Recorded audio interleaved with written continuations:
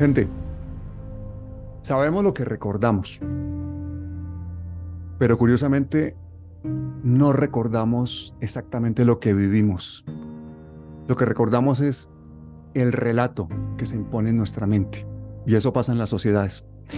Por eso a veces después de escuchar durante mucho tiempo lo mismo, llegamos a creérnoslo. Lo damos por cierto. Y incluso empezamos a repetirlo. Nuestra mente puede recordar cosas que no han pasado o que en realidad pues han sucedido de forma diferente. Por eso los medios de comunicación son el actor ideológico más importante en nuestra época, porque marcan el imaginario colectivo. Los progresistas tenemos un problema y es que no entendemos bien esto. Y si no lo entendemos bien, no tenemos ninguna oportunidad de vencer o a la extrema derecha o a los fascistas, que sí lo entienden, que adoctrinan, que imponen su relato, porque lo necesitan para legitimar pues, sus privilegios conseguidos a la fuerza o para hacer olvidar sus crímenes. Hasta ahora, eso es una lucha que casi siempre hemos perdido. Estamos siempre enfrascados en peleas ideológicas o filosóficas, pero estamos equivocados. Esto es algo mucho más pragmático, mucho más práctico, mucho más simple. Es una lucha mediática. Olvidamos que la comunicación es lo que va a determinar la memoria colectiva.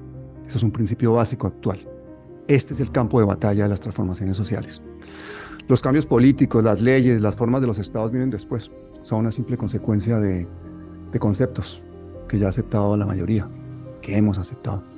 Por eso, una serie, un medio alternativo, un documental, una película que circulen masivamente pueden ser más decisivos que grandes debates políticos o que facultades enteras vomitando expertos en ciencias políticas. Porque esas películas, esos documentales, esas series pueden ir directas al imaginario de la gente, hacerse tendencia y luego cultura y abrir espacios, imponer agendas, crear sentidos, convertirse en memoria colectiva.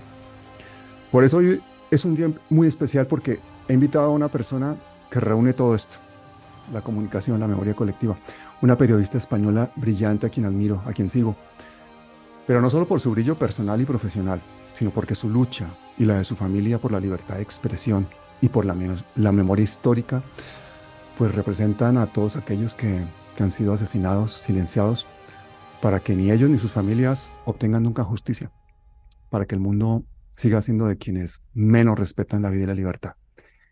Ella se ha opuesto a eso, su familia se ha opuesto a eso y desde aquí nos oponemos a eso. Aitana Vargas, bienvenida. Muchísimas gracias, Pablo. Qué bella introducción y presentación a un tema, como dices, que además de ser de muchísima actualidad, tiene una grandísima importancia, yo creo que para todas las personas que vivimos, no solo en España, sino las que vivimos aquí en Estados Unidos como yo. Así que nada, saludos a ti y a todos tus seguidores desde Los Ángeles, que es desde donde me encuentro y desde donde he visto también cómo mi familia libraba esta lucha, ¿no? En España y que a mi abuela, Ascensión Mendieta, la llevó hasta Argentina para conseguir una justicia que España le negó durante mucho tiempo, durante décadas. Sí, eso es increíble. Vamos a ir desgranando todas estas cosas. Lo primero que tengo que decir es que me impone muchísimo estar hablando con una periodista famosa, multipremiada. Tu currículum es impresionante. He estado ahí pasando hojas, leyendo premios, sitios, pero lo que más impresiona de tu currículum es que empezaste como astrofísica. Correcto, empecé la carrera de, bueno, sí, es ciencias físicas realmente, pero me especialicé en astrofísica Mm, y la verdad es que yo siempre tuve dotes de comunicación, ¿no? Yo creo mm. que a nivel natural la comunicación y el periodismo era lo que me venía como anillo al dedo. Lo que pasa es que también tenía siempre este interés desde que era pequeñita y también yo creo que tiene que ver con la formación más científica de mi padre y de que mi madre era enfermera, ¿no? Mi padre era ingeniero y entonces, bueno, pues mi padre tenía un telescopio, nos animaba a mirar la Ah, noche estrellada a través del telescopio y yo creo que se me fue despertando ese interés en preguntas súper básicas que todos nos hacemos, ¿no? ¿De dónde venimos y cómo nos ubicamos en este universo? ¿Y cuál es el significado y el propósito que uno le puede dar a su vida para, bueno, pues para hacerla más significativa, ¿no? Así mm. que decidí optar por la carrera de física, especializarme en astrofísica para entender mejor el mundo qué nos rodea o cómo ubicarnos en este universo tan grande y tan vasto que seguimos sin conocer del todo. Pero la historia es más complicada todavía porque tú llegas a Estados Unidos con una beca de deporte, ¿no? Porque eras deportista, eras tenista. Sí, yo jugaba al tenis y efectivamente mi ilusión, lo sé, es que hay tantos capítulos distintos en mi vida, ¿no? Mi ilusión desde que No, era ya te pequeñita veo. era, era venirme a Espectacular. Estados Sí, era venirme, ¿no? Mi ilusión era venirme a Estados Unidos con una beca deportiva, pero sobre todo porque sentía que en Estados Unidos había un apoyo al deportista y a nivel educativo que en España no existía, ¿no? Era como o eres deportista o tienes que recibir una educación, pero ese modelo mixto o combinado donde puedes probar ambas cosas Mm. no te lo facilitaban. Entonces yo desde que era muy pequeñita siempre se lo decía a mis padres, pero ellos como que decían, bueno, esta niña está loca. Lo desestimaban, ¿no? Hasta que, sí, sí, hasta que esa oportunidad se presentó y entonces, claro, sobre todo la cara, yo recuerdo la cara de mi madre que no se lo creía. Dice, no puede ser, o sea, no puede ser que mi hija se vaya, se sube en un avión y se vaya a Estados Unidos. Te estaba yendo desde que tenías 8 años, ¿no? No. Sí, pero claro, sí, sí. Desde que tenía 8 años ella planeaba el viaje, efectivamente, ¿no? Lo que pasa es que tardé 10 más en ejecutarlo, ¿no? Pero el plan sí. Aquí debe haber varios públicos al tiempo. Hay unos que te conocen porque eres una comentarista de tenis muy famosa, otros te conocen porque eres astrofísica, otros te conoces porque eres defensora de derechos humanos, otros te conocen porque te graduaste en 2010 de periodismo en la Universidad de Columbia y te especializaste en política internacional y terrorismo. O sea, Sí. contigo tenemos todo tipo de sorpresas, todo tipo de conversaciones. Es difícil entrevistar a alguien tan polivalente, pero vamos a intentar tener una conversación porque hay un tema central en tu vida que es la defensa de los derechos humanos, el otro. Eres una Ujú. persona que realmente ha abierto todas sus capacidades, su intelecto, el mismo hecho de que hayas emigrado tan pronto y que hayas recorrido el mundo y todo lo que haces en periodismo y en tu vida es una apertura constante. Cuéntame cómo una persona que viene de una familia como la tuya, con esa historia tan dura, porque ahora lo vamos a saber, de víctimas de la dictadura franquista, termina comiéndose el mundo como te lo has comido tú. O sea, yo creo que hay dos vertientes, o sea, o hay dos aspectos, ¿no? Por un lado está mi carrera profesional, también, o sea, quiero recalcar, yo nunca he utilizado la historia de mi familia para tratar Mm, de sacar tajada de eso, ¿no? Y eso es algo importante. Quizá otro individuo, otro periodista, otra persona en esta situación sí que lo hubiera hecho. Yo nunca he sacado tajada de eso, ¿no? No he tratado de optimizarlo económicamente o de monetizarlo, ¿no? Pero más allá de eso, ¿no? Yo siento que el reconocimiento que yo he obtenido en Estados Unidos y un mercado tan duro como es Los mm, Ángeles es a nivel anglosajón el segundo o el tercer mercado más importante del país y en español es el primero. Que a mí se me premie por mi trabajo social, etcétera, y que se me reconozca y que tenga el amparo del Club de Prensa de Los Ángeles y de otras instituciones y que no lo tenga de mi propio país o que realmente me ofrezcan escribir reportajes por peanuts, como se dice aquí, me resulta indignante, me resulta ofensivo. Y creo que esta es una reivindicación no solo de cara a mí, sino de cara a la profesión y el gremio. Si mm. tratamos a los periodistas que supuestamente defienden la primera bueno, en este caso en Enmienda. Estados Unidos, la primera enmienda de la Constitución estadounidense, esa libertad de expresión, si los tratamos de esta manera, eh, eso retrata de muy mala forma y es un espejo muy negativo de los medios de comunicación. O sea, Mm, ¿quién quiere ser periodista hoy en día y luchar por las libertades y denunciar las injusticias cuando no puedes pagar el alquiler? Porque es imposible. O sea, porque el esfuerzo que tú realizas no se corresponde con una remuneración económica digna. No hablo mm, de lucrarse, hablo de vivir con una dignidad. Entonces, esa reivindicación sí que la hago, ¿no? Sí, sí mm, que la hago con respecto, o esa denuncia con respecto a los medios de comunicación en España en general. Por supuesto que siempre hay figuras en el gremio mm. muy bien pagadas, pero no somos todos. Pero el periodismo de investigación, como en todos los sitios, pues es una minoría, es escaso. Y el periodismo de calidad normalmente es un periodismo que confronta el poder y y los grandes medios están en manos de los grandes multimillonarios del país, ¿no? Entonces, también tiene una lógica perversa todo eso. Gente que quiera hacer un periodismo progresista de investigación, pues siempre está en contracorriente. Sí, sí que lo estás, pero también hay medios que lo realizan, ¿no? Mm, Yo no creo que sea, o sea, es fácil generalizar y yo sé que he generalizado con respecto a los medios españoles, pero creo que la apuesta no es por el periodismo de calidad, ¿no? Ni por contrastar la información. O sea, yo, por ejemplo, ahora trabajo para un medio de comunicación en Estados Unidos donde a mí nunca me han sometido a un proceso de verificación informativa tan intenso como en este medio. Y no lo digo como crítica, sino mm, que con la edad que tengo y la trayectoria que tengo, este es el primer medio de comunicación donde realmente, donde se contrasta la información. Y eso no significa que no vaya a haber errores en ese proceso de mm, reporteo o que haya información que aunque tú la contrastes, luego resulta que no sea así más adelante, ¿no? ujú, Porque muchas veces la verificación de la información a lo mejor va directamente a la fuente, ¿no? No tienes otra manera de contrastar la información más que remitiéndote al testimonio de una persona, ¿no? Porque no hay documentación o porque las instituciones gubernamentales no te dan acceso a esos documentos, pueden estar completamente blindados, opacados al público y aunque vayas a un juez y pidas la documentación, no te la van a dar. Entonces, como no la aportan, a veces la fuente es la única persona con la que puedes contrastar, digamos, esa información. Pero eso son conversaciones que yo tengo en este medio de comunicación. No lo he tenido en ningún otro medio, Pablo. mm. No lo he tenido en ningún otro ¿Y medio. He tenido que puedes verificar escribir yo. lo que quieras? ¿Tienes más libertad de expresión que si trabajaras en España o no? No, no. Yo creo que los medios de comunicación en general, depende del medio de comunicación, pero yo creo que están sometidos a una ideología política y a unos intereses también corporativos. O sea, yo creo que hay que ser iluso para pensar que uno tiene absoluta libertad para escribir lo que quiere. No es cierto.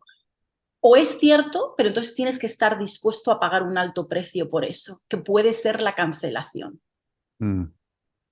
Y Sí, eso es tengo algo. varios amigos norteamericanos que sufren ese fenómeno de la cancelación. Y el máximo exponente, que bueno, aunque no es periodista, pero yo lo considero posiblemente una figura, creo que está más allá del periodismo, es Julian Assange. ¿Qué opinas del caso de Julian Assange?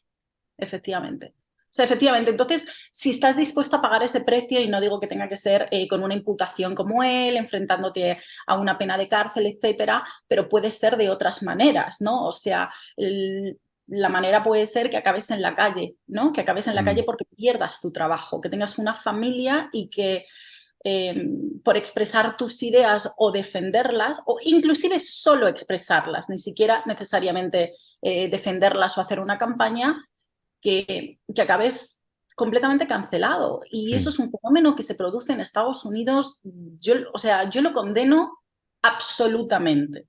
O sea, lo Mm, condeno absolutamente. Y me da igual que venga de la derecha o que venga de la izquierda. Creo claro. que los movimientos de cancelación, eh, tanto los que nos consideramos que somos progresistas como aquellos que están del otro lado, del lado de la derecha, creo que tenemos que condenarlo, tanto si viene de un lado o Por del otro. supuesto. Pero es curioso porque la paradoja es que de pronto puede ser más fácil hacer un periodismo independiente no siendo periodista porque pues no comes de eso, no vives de eso. Hoy en día tienes que tener cuidado con cualquier opinión que emitas, inclusive a través de las redes sociales, ¿no? Mm, Sobre todo cuando estás trabajando para un medio de comunicación, aún siendo independiente. Y cuando digo independiente me refiero a ser freelance, ¿vale? O sea, que no estés en plantilla. Tanto la persona que es freelance como el periodista que está en plantilla, yo creo que hoy en día muchos de nosotros tenemos que ejercer una autocensura. claro. Porque no o sea, el expresar una opinión que uno tiene de manera honesta puede costarte la carrera, tu salario y el que puedas o no tener un techo. Tú tuviste que viajar muchas veces a Israel y cubriste el conflicto árabe-israelí. ¿Tuviste ese tipo de censuras en esos reportajes, en esos viajes? Mira, curiosamente cuando yo cubrí el conflicto entre israelíes y palestinos, estaba también una etapa yo estaba en la televisión de Castilla-La Mancha, en España, entonces yo estaba asignada al área de internacional, ¿no? Y luego también me becaron, recibí una beca europea, estuve también reporteando sobre el terreno y la última vez que estuve allí fue a través de una beca que obtuve cuando me estaba graduando o estaba cursando los estudios universitarios en la Universidad de Columbia en Nueva York. Entonces yo presenté un proyecto para ver si me lo financiaban. Se lo presenté a un comité dentro de la universidad que otorgaba fondos. Y una de mis grandes preocupaciones era precisamente esto de lo que hablas, que existiera una censura, que a lo mejor el proyecto examinara determinadas aristas que no coincidían con los planteamientos o con la política exterior estadounidense en el tema, en este conflicto, ¿no? Entre israelíes y palestinos. Y mi sorpresa fue que no fue así, pero también hay que enmarcarlo esto bajo el contexto de que Columbia es una universidad más progresista, o lo, Mm. o, o lo ha venido siendo, ¿no? Históricamente. Entonces, ese proyecto a lo mejor en otra universidad no me lo hubieran permitido. Ese proyecto quizá no me lo hubieran permitido. Dicho esto, cuando yo me desplazo por tercera o cuarta vez a Israel para trabajar en este proyecto, que estaba amparado por la Universidad de Columbia, yo tenía un par de asesores. Uno era el asesor académico del Departamento de Periodismo de la universidad y otro era Rashid Khalidi, que en aquel entonces, y creo que todavía lo sigue siendo, era director del centro de lo que se llama Middle East, Oriente Próximo, ¿no? Oriente Próximo es como lo dicen en España, aquí sería Oriente Mm. Medio. Pero era el director del Departamento de Oriente Próximo de la Universidad de Columbia. Y me acuerdo que cuando yo me acerco a él para pedirle su asesoramiento y que trabajara conmigo, digamos que supervisara mi proyecto desde el punto de vista más académico e histórico, me dijo, eres la primera periodista que me lo ha pedido y lo acepto completamente. Entonces, cuando yo trabajo a lo largo de ese año en la Universidad de Columbia en este proyecto, aparte de todos los libros que tuve que leer, ¿no? Sobre la historia de Israel, de Palestina, de los jordanos, o sea, fue realmente increíble, ¿no? Era como una auténtica biblioteca de libros. Fue extremadamente intenso. Cuando yo me desplazo a Israel a cubrir el conflicto, tengo plena libertad para enfocarlo de la manera que yo quiero, ¿no? Cuando yo entrego mi proyecto, mi tesis, que era un reportaje que estaba dividido en varias, digamos, como en varias entregas de unas 30 40 páginas, no me acuerdo exactamente cuántas páginas tenía, pero pon que se obtuviera 10.000, 12.000, 15.000 palabras, ¿no? De longitud. Cuando yo recibo la crítica, digamos, ¿no? La evaluación por parte de Rashid Khalidi, que además es una figura, o sea, es una figura muy importante porque yo creo que es uno de los mayores expertos que hay en esta materia, ¿no? Oriente Medio, Oriente Próximo en Estados Unidos. O sea, es un académico importante y con una familia que viene de Naciones Unidas. Dicho esto, la crítica que él me hace eh, es posiblemente el reportaje, el que yo había hecho, el más neutral que había leído jamás. Dices, más neutral que un reportaje que te vas a encontrar en el Washington Post, en el Wall Street Mm. Journal, en el New York Times. Sin embargo, sigue habiendo una carencia de voces palestinas. O sea, y eso es importante, o sea, eso te habla también de que muchas veces retratar los conflictos es complicado porque el acceso a determinadas fuentes se dificulta. Hay un obstáculo a la hora de conseguir esas Mm. entrevistas. Entonces, no es que yo no tratara de conseguir entrevistas con palestinos y las cuales algunas conseguí, pero yo creo que la crítica era completamente válida. O sea, sí puede ser más neutral en el sentido de que yo no estoy inyectando mi propia opinión personal en esto, sin embargo, faltan voces del otro lado. Israel y Washington, pues un solo estado prácticamente, y es una narrativa hegemónica para el mundo entero que se ha implantado con muchísima fuerza. El que tú hayas intentado hacer este trabajo no te ha traído posteriormente problemas en tu desempeño profesional, en tu vida, persecuciones o cancelación. El único recuerdo, la única advertencia que tengo de esto, de una posible cancelación, fue alrededor del año 2011, cuando el productor ejecutivo de un canal de televisión para el cual trabajaba, su esposa, que era ucraniana de hecho, en una cena que tuvimos me dijo, el tema o tu interés en el conflicto entre israelíes y palestinos, que era algo muy reciente porque yo me acababa de graduar de Columbia, te puede costar muy alto. Y lo dejó ahí sin dar mayores explicaciones.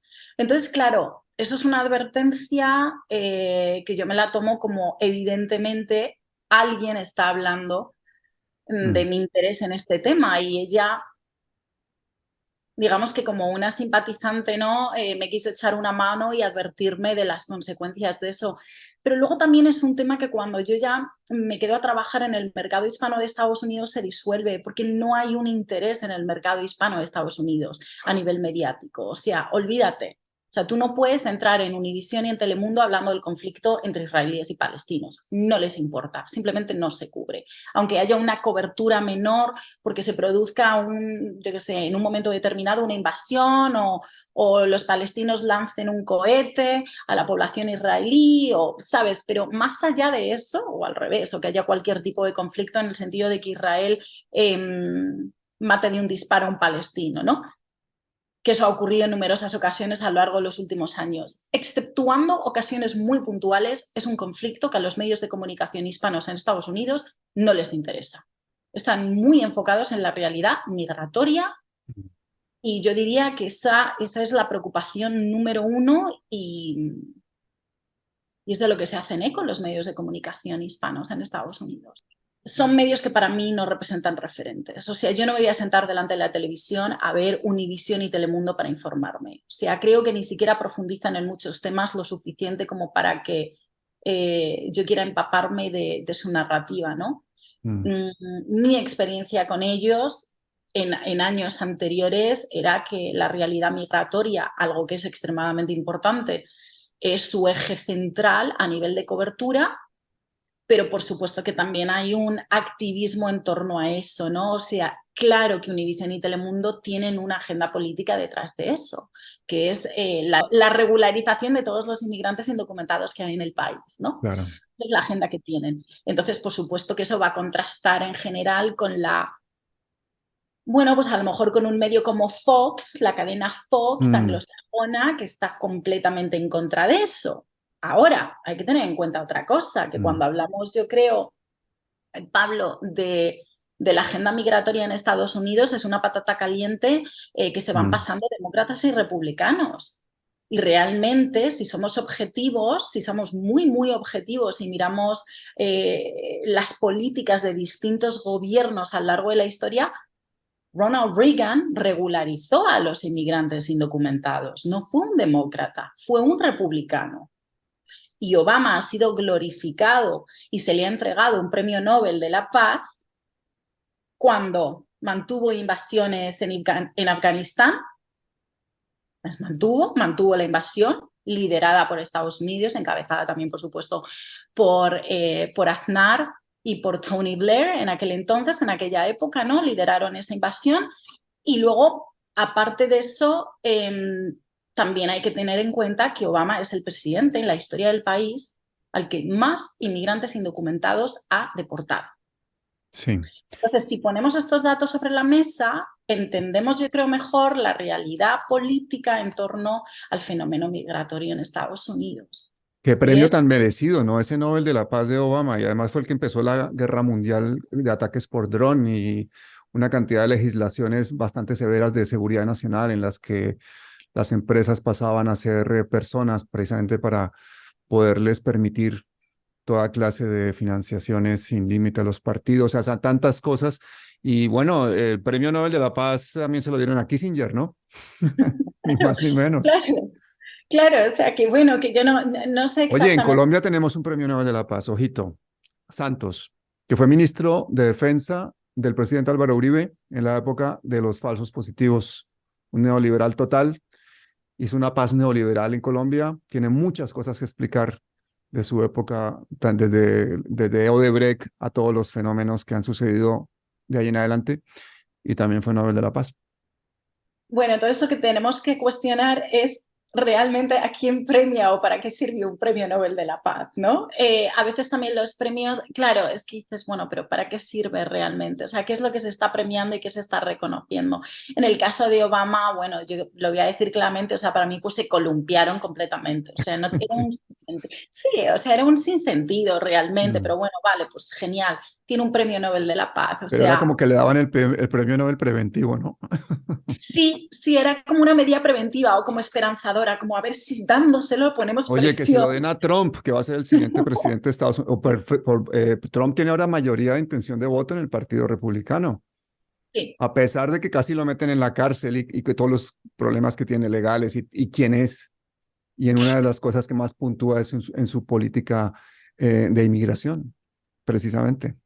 A ver, bueno, es que tiene tantas aristas, ¿no? Es que, madre mía, Mm. hay que, para hacerle una radiografía a Donald Trump, madre Un mía, ¿no? prontuario.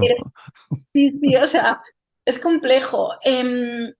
Está imputado, evidentemente, y se enfrenta a varias imputaciones, ¿no? No sé si alguno de los casos va a llegar a los tribunales antes de las elecciones de noviembre del año que viene. Se habla de que a lo mejor una o dos podrían llegar, o sea, que se definan esos Mm. casos.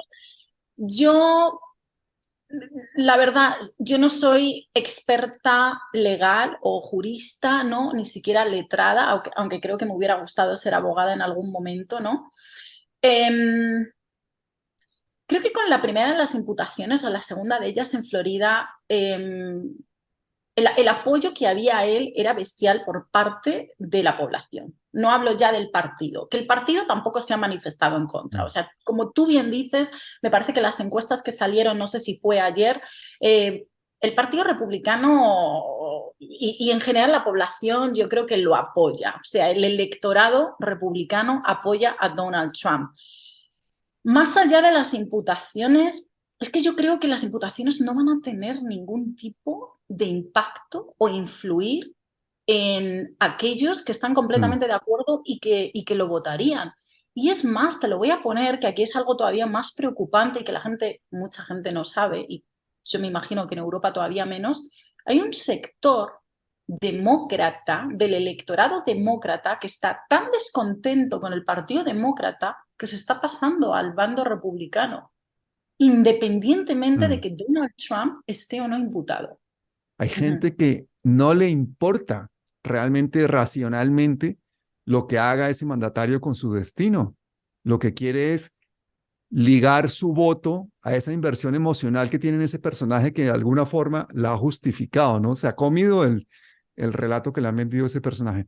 ¿Tú qué crees que puede pasar en una eventual nueva presidencia de Donald Trump? Te da risa. La verdad es que yo creo que es inimaginable. Yo creo que lo que Donald Trump tiene, aparte de que es un personaje muy carismático, date cuenta que no respeta los corsés políticos, se sale completamente, ¿no? O Mm. sea, la imagen que uno pueda tener de un político, él no la respeta, no le importa y no se esfuerza por respetarla. Mm. Aparte de que yo creo que es un personaje altamente carismático, sobre todo para el votante republicano, y ya te digo que para un sector de los demócratas también en este momento, tiene una gran agilidad mental. Sí. Y es camaleónico también. O sea, si él tiene que dar la vuelta, hacer un giro de 180 grados y cambiar de política, porque en ese momento le conviene, no tiene ningún problema en hacerlo. O sea, esas ataduras políticas o compromisos políticos que uno puede tener, ¿no? Cuando un político realiza una campaña, acaba llegando al poder y en el poder no ejecuta y no es fiel a esa campaña que prometió, para otro político a lo mejor sí que puede suponerle un alto precio, pero para Donald Trump no. Claro, Es imagínate un una debate persona. entre Trump y Biden. Biden a los 80 años después de haber sido establishment y deep state toda la vida en plena decadencia frente a un camaleón que viene a hacer su fortuna en los casinos, en el negocio inmobiliario más oscuro, todo en base a influencias, a esquemas rarísimos para enriquecerse. ¿Cómo podría ser ese debate? O sea, ¿realmente se puede elegir el Inexistente, destino Pablo. del país más poroso del mundo en base a dos personajes tan alejados de lo que es la realidad de los Estados Unidos? Yo de verdad que si ese debate se llega a producir en algún momento, yo creo que lo voy a ver y lo voy a seguir viendo a lo largo Sí. de mi vida varias veces. Creo que va a ser un vídeo viral porque no Mm. puede producirse un debate en este ¿De qué momento pueden hablar? con la falta de facultades cognitivas que en este momento Mm, tiene Joe Biden. Y por cierto, esto es algo que desde los demócratas no se habla y desde determinados medios de comunicación de izquierda es algo que es un silencio sepulcral al respecto. mm.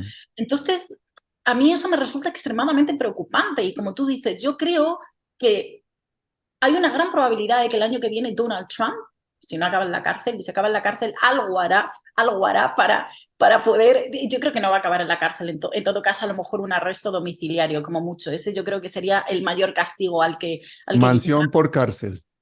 sí, sí, o sea, pero yo creo que va a seguir Mm. inclusive, o en la Casa Blanca, se queda dirigiendo el país desde la Casa Blanca, encerrado ahí desde el Prisionero sótano, en la desde el casa, en búnker. la Casa Blanca dirigiendo el mundo, sí. Pero de todas Ahí formas te está. digo una cosa, los latinoamericanos, por ejemplo, yo creo que la mayor parte estamos convencidos de que nos da igual que sea un presidente republicano o que sea un presidente demócrata. La política internacional, comercial, militar de los Estados Unidos va a seguir siendo exactamente la misma. ¿Qué nos representa a los demás? Que esté Trump o que esté Biden, si van a seguir manejando realmente los hilos desde atrás los mismos. Estoy completamente de acuerdo. O sea, yo creo que también cuando examinamos la política o las diferencias entre el Partido Republicano y Demócrata, lo que hay que entender es que ambos son partidos capitalistas, o sea, el socialismo no saben lo que es. Yo creo que el único que se acercó más a esos principios fue Bernie Sanders, y más allá de Bernie Sanders, un político, inclusive demócrata, siempre va a ser capitalista. Y aparte de ser capitalista, volvemos a lo que yo estaba diciendo hace un rato, hace unos minutos, Pablo. En materia migratoria no hay diferencias entre los republicanos y demócratas. Y si examinamos con lupa la política migratoria, resulta que los republicanos, aun teniendo un discurso mucho más duro o más antiinmigrante, su política ha sido La más misma. inmigrante que la de los demócratas. Lo que Mm. pasa que, claro, de esto es como que se silencia, no se quiere hablar de ello. O sea, hablamos de los demócratas como si fueran socialistas o si fuera la izquierda europea. No es la izquierda. O sea, no es la izquierda.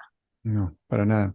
Oye, ¿y tú cuándo has escrito, por ejemplo, los artículos que has hecho sobre brutalidad policíaca, sobre las medidas de la policía aplicando tecnologías que discriminaban a los inmigrantes y todo eso? ¿Has tenido problemas también con la policía, con las autoridades por esos artículos o no? Mira, no he tenido problemas si por problemas es que te ignoren y que no te quieran conceder entrevistas. O sea, a mí, por ejemplo, una de las series que examina el uso de las tecnologías predictivas por parte de la Policía de Los Ángeles, puesto que ellos han sido pioneros en este tipo de herramientas, ¿no? A nivel nacional, una de estas series, porque tengo varias, la cual se difundió este año, la Policía de Los Ángeles me denegó una entrevista si yo no entregaba una lista de preguntas por adelantado. Y mi respuesta fue tácita: no os voy a entregar una Claro. lista de preguntas por Pero adelantado. Aitana, cuéntale a la gente qué era eso de las tecnologías predictivas, porque eso es escalofriante. Las tecnologías predictivas. Bueno, vale, vamos a retomarlo otra vez digamos que los orígenes en lo que es o a situarlo en la Policía de Los Ángeles, ¿no? Que, como te comentaba, ha sido un departamento de policía, una agencia policial pionera en la utilización, desarrollo también, porque ha trabajado con universidades para que se desarrollaran estas tecnologías. Entonces, nos remontamos más o menos hace unos 10 años, donde la Policía de Los Ángeles da el pistoletazo de salida a lo que se llama la Operación Láser. Un año después implementa Predpol. Y este tipo de tecnologías basadas en algoritmos, y voy a hablar de forma muy genérica, lo que hacen es que utilizan datos de determinados delitos que se han cometido en el pasado para tratar de predecir, y digo tratar de predecir porque ellos prometen que van a predecir dónde los crímenes se van a producir y quién los va a cometer. Eso no ocurre. O sea, la efectividad de este tipo de tecnologías está demostrado que es inexistente. No son eficaces y no son efectivas. Lo que pasa es que también un departamento de policía como el de Los Ángeles, al igual que otros, tienen la presión de tener que resolver un crimen y esa es la gran, no resolverlo, perdona, anticiparse a los crímenes, ¿no? Entonces, la pregunta es, ¿cómo, o sea, qué hace uno para acabar con los delitos, ¿no? Y los crímenes. Y claro, en ese sentido, lo que los activistas y algunos académicos, sobre todo en el campo de la sociología o de las humanidades, te van a decir es, bueno, tenemos que mirar los problemas que llevan a las personas a cometer los delitos, ¿no? ¿Cuál es el problema de raíz? Que es que Mm. no tienen dinero suficiente para tener un techo, para acceder a los cuidados médicos, porque en Estados Unidos los cuidados médicos, ya sabes, están generalmente ligados al poder económico y al que tú tengas la capacidad o no de costearte un seguro privado. La seguridad pública tiene todo tipo de problemas, ¿no? Igual que Obamacare. Obamacare es nefasto, un programa de salud pública nefasto. Entonces, yo creo que cuando examinamos los problemas de raíz podemos obtener respuestas de por qué determinados grupos, ¿no? Cometen más delitos o más crímenes. El problema es que cuando históricamente en Estados Unidos por la esclavitud y el acceso que la comunidad afroamericana ha tenido a determinados servicios, por el racismo sistémico que ha sufrido, evidentemente un gran número poblacional en las cárceles es afroamericano. O sea, y uno puede decir, bueno, pero es que si los afroamericanos son los que más delitos cometen, entonces tienen que estar en la cárcel. Claro, sí, no. El problema es que cuando tú utilizas este tipo de tecnologías y utilizas crímenes que han cometido un sector de la población para predecir quién y dónde va a cometer los crímenes, indudablemente la conclusión va a ser los afroamericanos, ¿no? Claro. O los grupos minoritarios étnicos, o inclusive la gente sin techo que está en la calle. Ese es el problema. Y entonces, cuantos más datos introduces de estos delitos, más refuerzas la misma conclusión y el mismo resultado, que Y es que más las estigmatizas a la gente, claro. claro, y menos les das la oportunidad de resolver los problemas de raíz, porque los sigues metiendo en la cárcel, porque los sigues arrestando, porque los sigues imputando. Y el problema también con este tipo de tecnologías que hay, Pablo, es que se basan muchas veces en delitos, no estamos hablando en crímenes o en delitos mayores, ¿no? En un asesinato, un homicidio, estamos hablando a lo mejor de robos, el historial de robos, de vehículos. Y sin tratar de minimizar un robo, pero claro, en el momento en el que tú estás dirigiendo tus esfuerzos policiales hacia una comunidad en la que a lo mejor se produce un mayor número de robos, tienes que entender por qué se producen esos robos en primer lugar y en segundo lugar estás imputando a esa persona, la Mm. estás metiendo en la cárcel, la pones en una situación en la que solo para pagar la fianza probablemente que otro familiar tenga que ir a ejecutar otro robo. O sea, es decir, claro, claro, es que es un ciclo Y mientras tanto, la enfermizo. gran banca lavando el dinero a los narcotraficantes a miles de millones.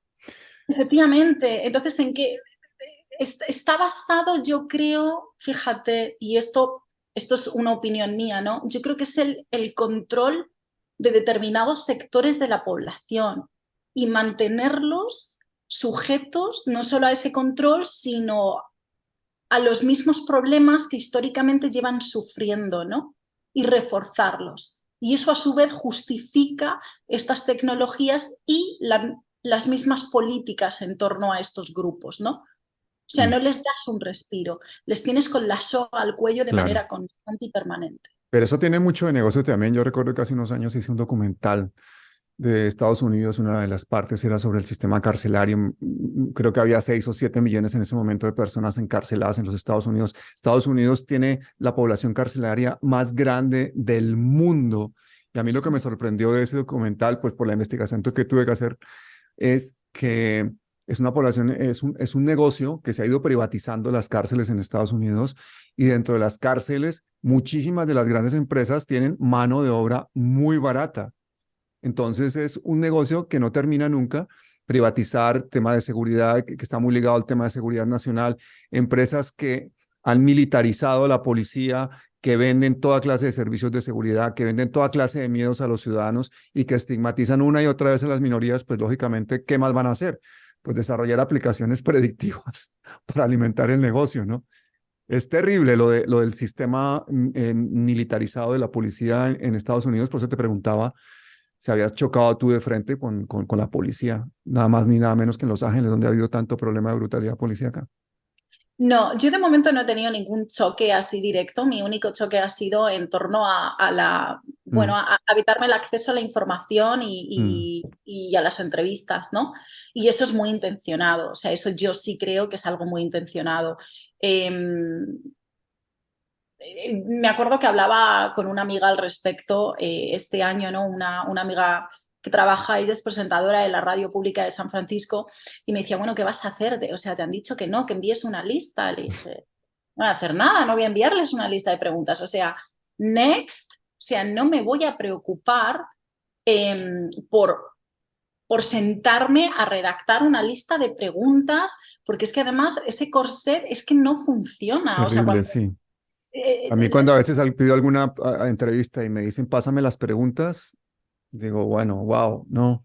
Yo a veces ni las tengo preparadas y voy, fíjate como aquí, que voy diciendo lo que se me ocurre. ¿Yo qué hago? Digo, pues aquí hay una persona que quiere poner un filtro. Si es un político, sería sospechoso, pero si es una autoridad como la policía, todavía más, que tienen que esconder. No, y además yo creo que también en concreto con la policía de Los Ángeles, yo creo que una de las políticas que ellos tienen es a determinados medios sí les van a conceder las entrevistas en una lista de preguntas y a otros medios no. Entonces también hay Mm, una especie, ¿no? de ninguneo, no una mirada vertical de ellos están arriba y los medios hispanos estamos abajo, ¿no? Entonces no les vamos a facilitar la vida. Esa es un poco mi experiencia y mi sí, manera de verlo, ¿no? A lo mejor ellos, si no exigiera una lista de preguntas, podrían responder a esto, ¿no? Y tendríamos una idea más clara de por qué claro, aplican este tipo de políticas, ¿no? sí, Eh, pero volviendo al tema de la militarización, porque creo que es algo importante y de las tecnologías estas predictivas, una de estas tecnologías que implementó la policía de Los Ángeles, que se llama Predpol, ya no la está usando. Por cierto, ambos programas, tanto Operación Láser como Predpol, los desmantelaron en 2019 y qué 2020 bueno. ante la presión de los activistas, un grupo cuya labor ha sido titánica a lo largo de los años, Ujú. eh, que se llama el Stop LAPD Spying Coalition. Es una organización de voluntarios, de activistas, cuya oficina se encuentra en Skid Row, que es, no sé si sabes lo que es Skid Row, pero es el barrio posiblemente de mayor densidad de indigentes que hay en todo Estados Unidos. Entonces, la sede, las oficinas de este grupo están allí. La labor que hicieron fue titánica para obtener documentos internos de la policía de Los Ángeles, desenmascarar los programas y denunciar el presunto racismo y la política eh, de la Mm, policía y de la agencia en torno a estas herramientas. Entonces, volviendo a Predpol, Predpol, uno de los creadores de Predpol, uno de mm. los cerebros que están detrás de esta herramienta, eh, es un catedrático, un profesor universitario de la Universidad de California en Los Ángeles, de UCLA, Rutherglen, Jeffrey. Y Jeffrey a mí tampoco me concedió una entrevista, yo creo que no se la concedió absolutamente a nadie, pero Pero claro, es que si no le dañabas el negocio. claro, a él y a la universidad, puesto que también tenía acciones en esta herramienta predictiva. Qué lujo, de esas investigaciones que se hacen con dineros públicos financiadas y luego se enriquecen y con el dinero de todos, pero las ganancias para ellos, ¿no? Efectivamente. Y entonces también cuando me dirigí a la universidad le dije, bueno, ¿qué me tenéis que decir sobre estas acciones que comprasteis cuando se estaba implementando este proyecto? Y bueno, o sea, su respuesta es que ni la sé, tendría que sacarla, fue realmente absurda, o sea, fue una no respuesta. Claro. ¿Y a qué voy con esto y con Predpol?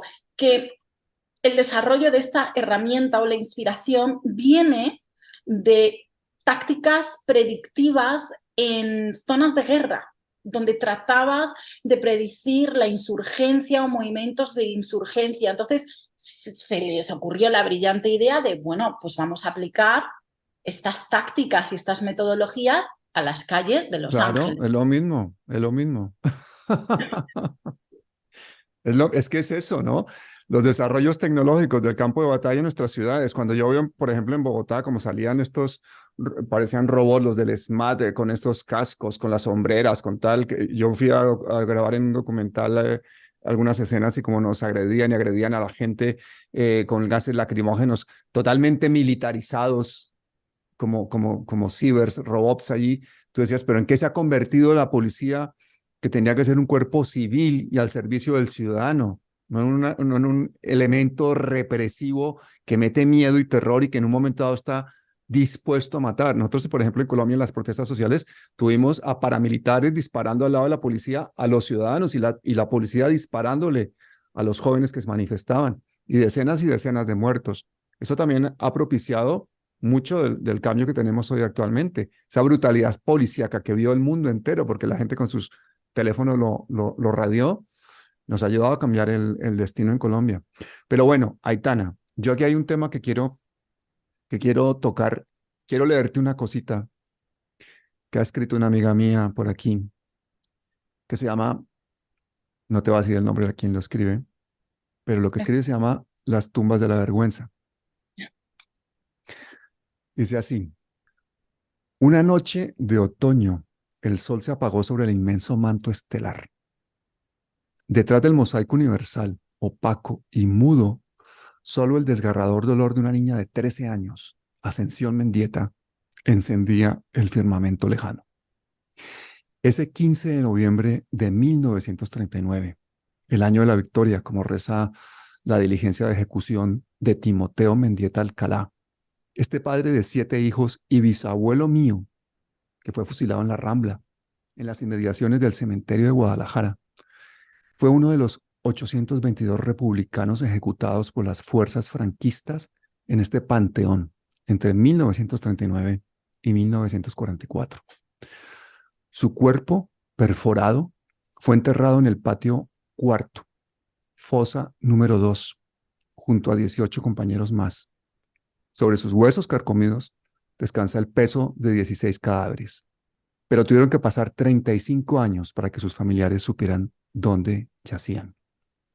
Aquel sangriento día de noviembre marcó el destino para su familia y en particular para sus 2 hijas, Paz y Ascensión, mi abuela, quienes se llevan a la tumba el deseo insaciable de rescatar los restos de su progenitor. Esto lo escribiste tú.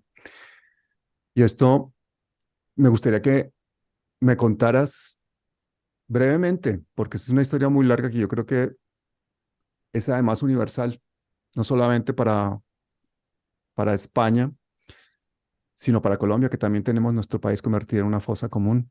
Cuéntame un poquito quién fue pues tu abuela, quién fue Ascensión y cuál fue la suerte que corrió su padre y por qué. Pues sí, yo creo que es una historia en la que desafortunadamente muchísimas personas en el mundo se ven reflejados, ¿no? O sea, yo creo que eso es un espejo de la injusticia que se ve en muchísimos pueblos. Por ahí tienes a tu compañero el perro, que acaba de aparecer por allá, Sí, ha llegado ya. que le vio las orejillas. Sí, ahí está. Es el asistente de producción. Está haciendo un gran trabajo, encomiable, el trabajo canino. Eh, sí, bueno, te lo voy a volver a decir otra vez. Sí, Pablo, o sea, yo creo que este segmento que has rescatado, ¿no? De un artículo que escribí hace varios años, puesto que he escrito varios, ¿no?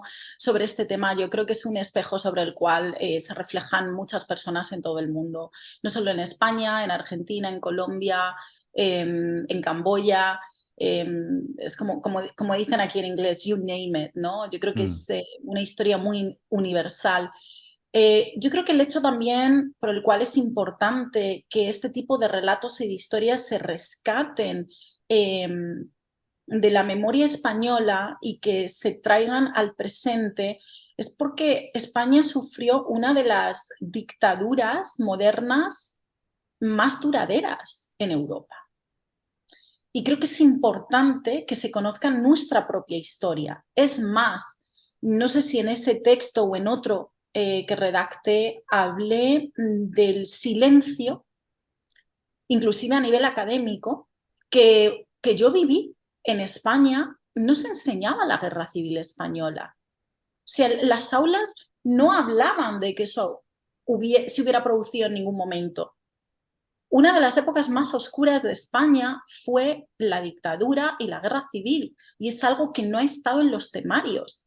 Yo tuve que empezar a aprender sobre este tema cuando me vine, cuando era joven, a Estados Unidos, a través de una clase de historia del arte donde examiné cuadros de Dalí, el Guernica de Picasso. No fue en España, nadie me lo enseñó. Y luego, por supuesto, que también a través de los testimonios, del testimonio directo de mi abuela.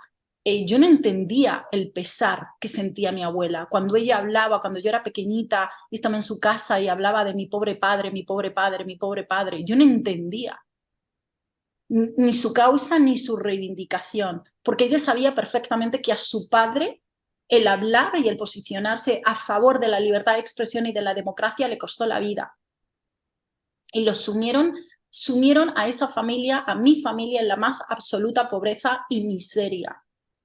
A una madre con varios hijos que tuvo que salir adelante. Entonces, ese recuerdo pesó sobre mi abuela toda su vida y dijo, si a mi padre lo fusilaron, lo ejecutaron contra un paredón, yo voy a correr la misma suerte y tampoco quiero que la corra.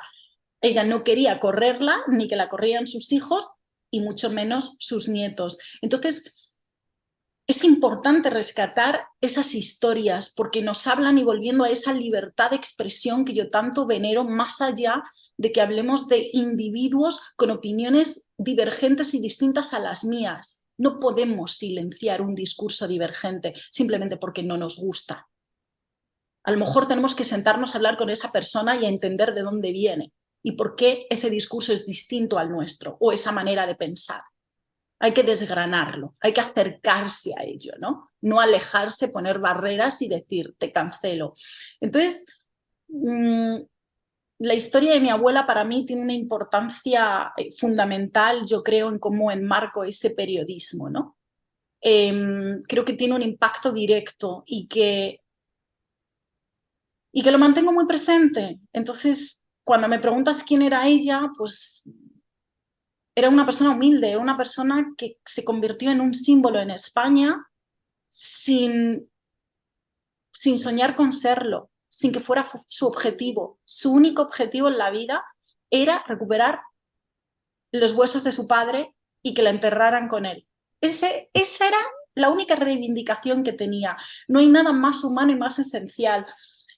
No pidió que enjuiciaran a quienes mataron a su padre, que por supuesto ya no se les puede enjuiciar, ¿no? Pero ni siquiera absolutamente a nadie del otro bando. No pidió justicia a ese nivel. Su justicia era humana, era sanar el pesar que ella tenía. Y yo creo que por eso se convirtió en una historia universal y una historia con la que mucha gente, tanto de un bando como de otro, se va a identificar, porque también hay que tener en cuenta que desaparecidos hay en ambos bandos de la guerra, ¿no? Entonces también hay que reconocer eso. Más allá de que uno tenga una ideología o no, o que apoya a un partido o a un presidente o no, cuando hay desaparecidos en ambos bandos hay que reconocerlo y hay que ayudar a todas las familias a sanar. Y esa es nuestra responsabilidad. A tu bisabuelo le costó la vida ser de izquierdas, ¿no? Porque él era el presidente de la UGT en Sacedón, en Guadalajara. Pero ¿cómo es que a tu abuela no la escucharon en España y termina siendo un juez en Argentina el que lleva el caso? Bueno, yo no sé si recuerdas con el juez Baltasar Garzón. Sí. Claro, el juez Baltasar Garzón, él de hecho juzgó los crímenes de Chile, ¿no? De la dictadura de Chile en España, porque Chile se negaba a hacerlo, porque parece ser que en España aceptar la realidad, una realidad tan dura como que se cometieron crímenes en una guerra civil y posteriormente en una dictadura, parece que es un escollo o una caja de Pandora que no quería abrir nadie, ¿no? Y sobre todo a la luz de esa ley de la amnistía de 1977 que facilitó la transición hacia una democracia, ¿no? O sea, parece que mira, lo voy a decir de esta manera, que es blanquear los crímenes que se produjeron para facilitar un proceso de transición hacia una democracia. Y entonces el pacto, eso es un pacto de silencio, de nadie va a juzgar nada, nadie va a decir nada, y si alguien viene a reivindicar algo, vamos a ignorarlos. Borrón y Y cuenta nueva, ¿no? borrón y cuenta nueva. Y silenciar el dolor de la gente. O sea, pretender que el que a tu padre lo hayan acribillado a balazos, eso no te duela y que tú tengas y estés obligado a superarlo de la manera que sea. Y se te impone a nivel político y a nivel social. Y ese silencio pesa. Y es una generación, como la de mi abuela, que se ha ido muriendo y que si esas historias no se rescatan, no vamos a poder aprender absolutamente nada de uno de los periodos más oscuros de la historia de España.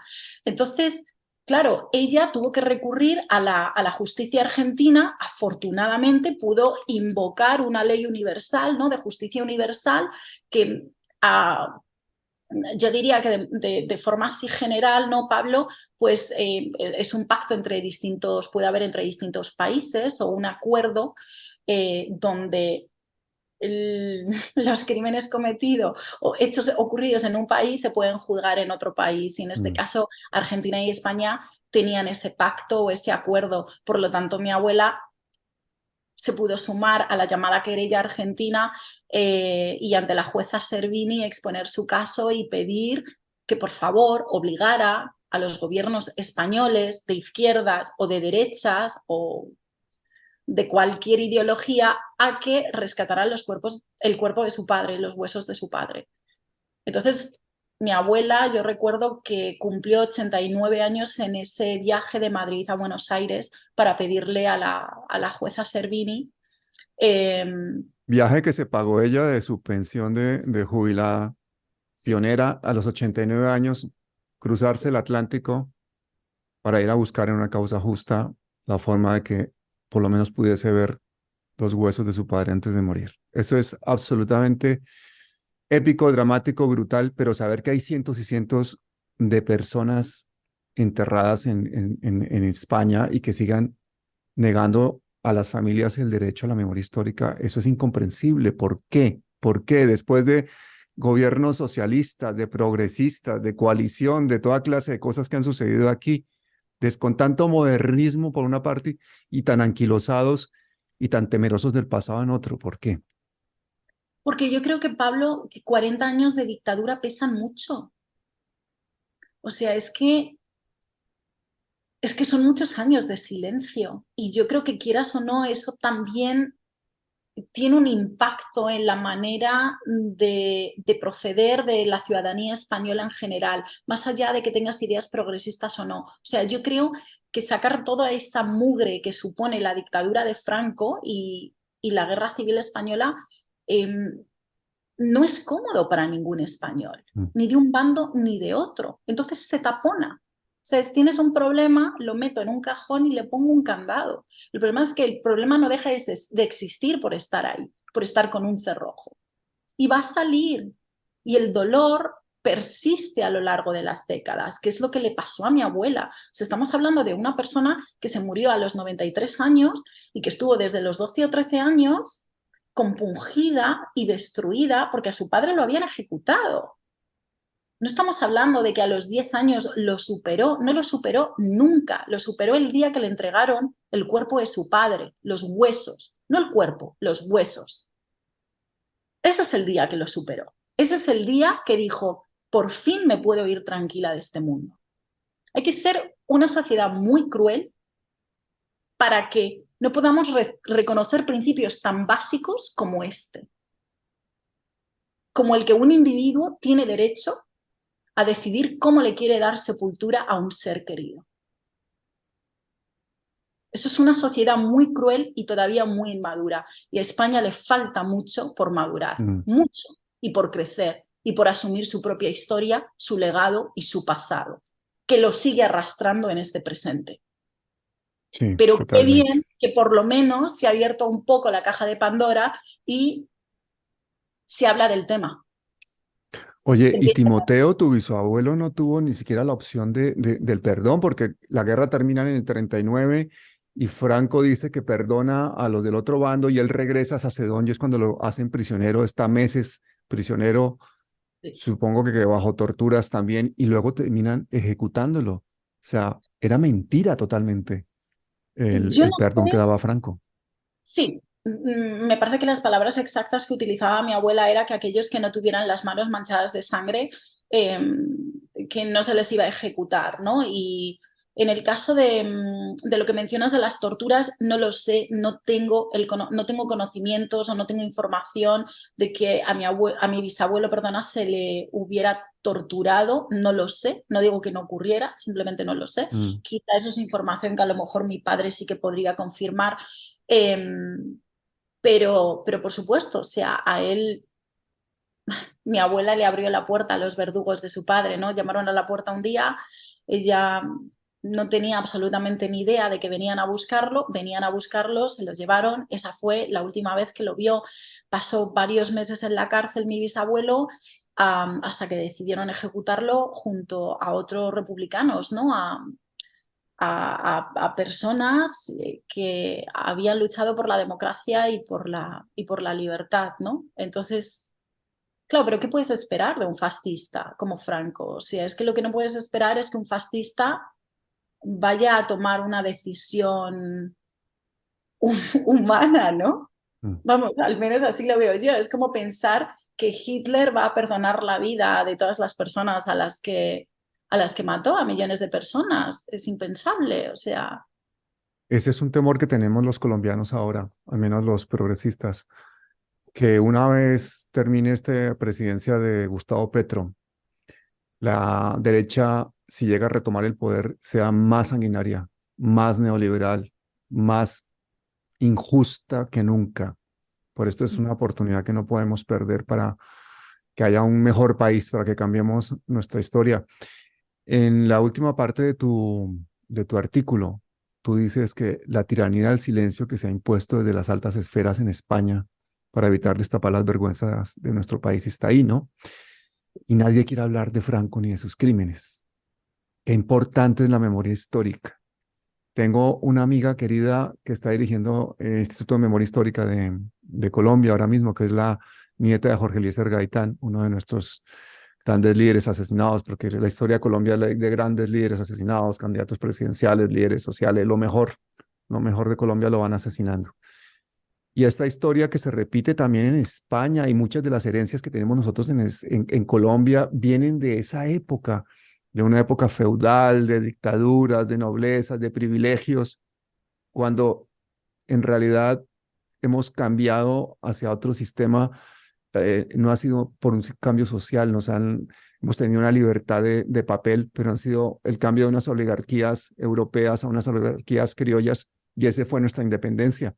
Tenemos una desigualdad social brutal, una sociedad muy violenta, vivimos en el continente más desigual del planeta, y yo creo que toda esta esencia fascista y feudalista que hemos recibido de España en buena parte es causante de esto. Yo creo que hay una memoria histórica que ahí tendríamos que reconstruir, españoles y latinoamericanos al tiempo, porque pueden estar ahí las raíces de muchas de nuestras injusticias actuales. ¿Tú qué opinas de eso?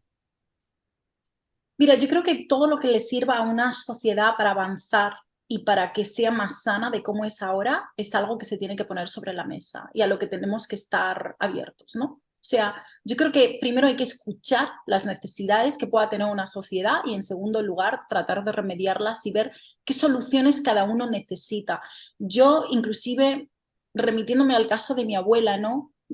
Algo que yo siempre digo cuando la gente me pregunta, perdona, es a lo mejor la solución para ella no es la solución que requiere todo el mundo. O sea, a ella le servía con recibir los restos de su padre, a otra persona a lo mejor no. Y también hay que escucharlo. Entonces esas necesidades pueden variar. Eso es una conversación que aquí también se tiene con las reparaciones a la comunidad afroamericana en Estados Unidos, ¿no? ¿Cuáles son esas reparaciones? Y cuando yo lo abordo inclusive con amigos míos que son afroamericanos, hay algunos que te dicen, bueno, que nos den préstamos sin interés. Tú fíjate, ¿no? Esa es la reparación que uno puede Mm. querer. Otro puede pensar, no, la reparación tiene que ser en forma de indemnización económica. Otros pueden pensar, no, esa no tiene que ser la reparación, tiene que ser en forma de acceso a la vivienda gratuito y a la educación y a la sanidad. Entonces, yo creo que es importante, uno, definir cuáles son las reivindicaciones y escucharlas de cada sociedad y posiblemente de cada individuo y luego buscar soluciones. Y esas soluciones pueden tener matices muy distintos de una persona o de un grupo a otro. Yo creo que no podemos utilizar una solución única para todo. Me parece que es un error. Claro. Tan error como cuando la gente ve España y no piensa lo que escribiste tú aquí, por ejemplo, que pones bajo los esplendorosos y florecientes campos de olivos que se extienden por la España actual, yacen decenas de miles de cadáveres con las huellas del dictador Francisco Franco. Aitana Vargas, ha sido de verdad que un placer hablar un ratico. Y eso que no hablamos de tenis, nos faltaron muchas cosas, pero espero que vengas muchas veces a Palabras Mayores. Yo igual, muchísimas gracias por la invitación.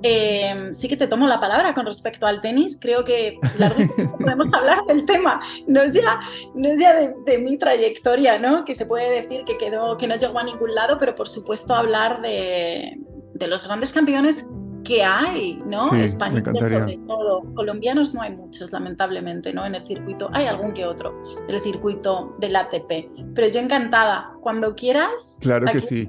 Y quiero también entrevistar a tu padre. Sí, me parece que te pasé los datos de Sí, mi padre, vamos a ¿no? hacerlo. Vamos a hacerlo. Creo que mi padre te puede dar una visión, bueno, sobre el terreno. Date cuenta que yo viví todo esto desde la distancia, ¿no? Sí. Pero él te puede dar una visión sobre el terreno y cómo fue transcurriendo esa batalla, ¿no? Los escollos y los obstáculos. Ahí Lo tienes a tu, haremos. tu Ahí asistente de está el producción. asistente de producción Sí, diciéndome que que se ya acabó. tenemos que terminar la entrevista. Se acabó. Se acabó Oye, el muchísimas tiempo. gracias, de verdad. Ha sido maravilloso hablar contigo, de verdad. Estamos en contacto. Claro que sí, Pablo, cuídate mucho y gracias también a tu asistente de producción y todo. Muchas gracias y Disfruta hasta de siempre. España. Bye, bye, bye.